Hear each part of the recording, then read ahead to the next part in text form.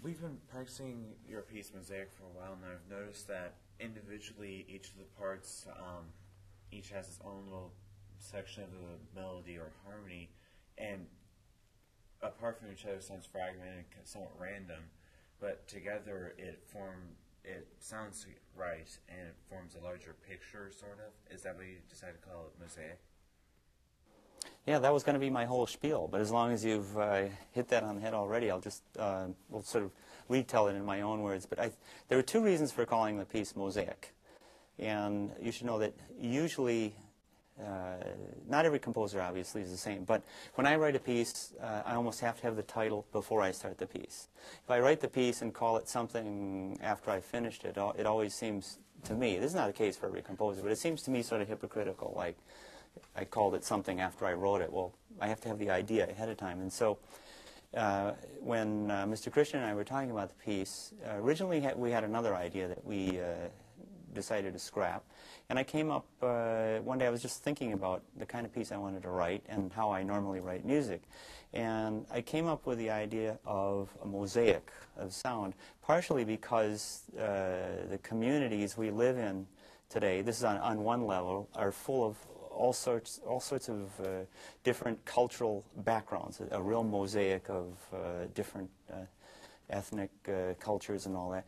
But then on the microscopic level, in dealing with a piece, you know, if you construct like a sidewalk or something from all these little pieces of tile, or you make a picture from little bits and pieces, the individual pieces, if they're taken out, might not seem to make as much meaning as they are when they're put together with all the other pieces.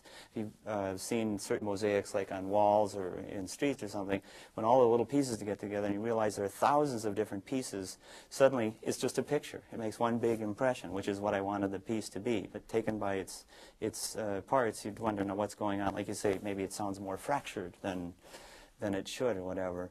The other reason I thought, without trying to teach too much, I thought my normal way of writing music, whether I write for band or orchestra or chorus or anything, is to kind of work in this way, so that when you get all the parts together, it kind of makes sense as a complete picture. And I wanted everybody to see how important, even if you're counting rests and waiting to come in and think, why am I not playing the whole time, that when you hear the rest of the band with you, you realize, oh, the reason I come in here is because he was waiting to, you know, start the clarinet melody, or, you know, saving something. It's like you can't have your dessert until you finish the main meal, or you should start with your salad or end with your salad, or something, something to make a silly analogy.